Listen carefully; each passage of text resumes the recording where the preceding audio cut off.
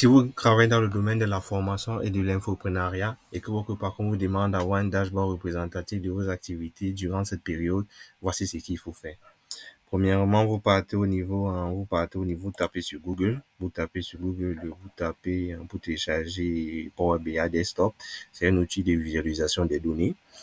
Après, maintenant, vous partez sur une plateforme d'intégration des données qui est Make Integromat. Qu'est-ce que Make va faire? Make, en fait, pour cet exemple, j'ai pris l'exemple, par exemple, de System.io. C'est-à-dire que on va connecter les informations, update des contacts. Par exemple, on va mettre à jour les contacts dont les personnes qui se sont enregistrées sur System.io. On va les transférer ça d'une base de données qui est Airtable, une plateforme de stockage de données qui est Airtable et les envoyer sur Google Sheet. Même chose, par exemple, si peut-être que durant cette période, vous avez mis en place, vous avez mis en place une publicité Facebook et que c'est Facebook, en fait, qui vous apporte le trafic, par exemple, sur votre plateforme System.io, sur votre câble de capture System.io.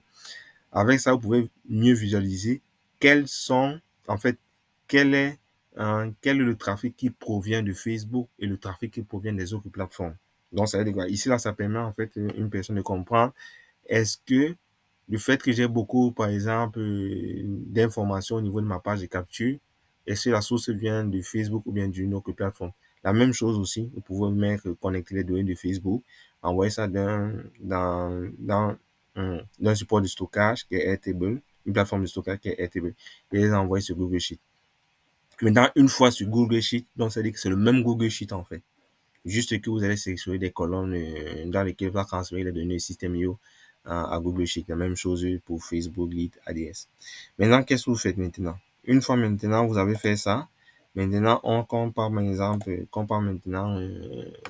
après avoir téléchargé et installé Power BI, vous cliquez ici sur transformer les données. Quand vous cliquez sur transformer les données, voici ce qui va s'afficher. Au niveau et à ce niveau maintenant, vous cherchez maintenant à télécharger vos vu que vous avez vu que les données ont été transférées sur un document Google Sheet, maintenant, il faudrait maintenant que ce document Google Sheet puisse avoir accès à ces informations-là. Maintenant, vous venez ici, vous mettez Google Sheet. Maintenant, ça va vous donner Google Sheet. Maintenant, une fois avoir ça, information de données depuis Google Sheet, ça va importer les données que vous avez mis sur votre document Google Sheet. Après, vous allez valider. Une fois vous allez valider, vous allez cliquer ici sur charger. Appliquer, vous allez cliquer ici sur appliquer. Une fois ça va appliquer, ça va charger les différentes données.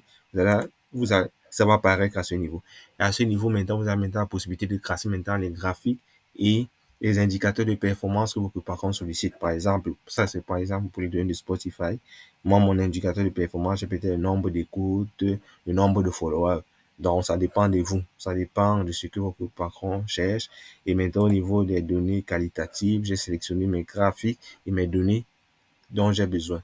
Au niveau des variables quantitatives aussi, j'ai sélectionné les graphiques que j'ai sélectionné les données que je veux faire la représentation graphique.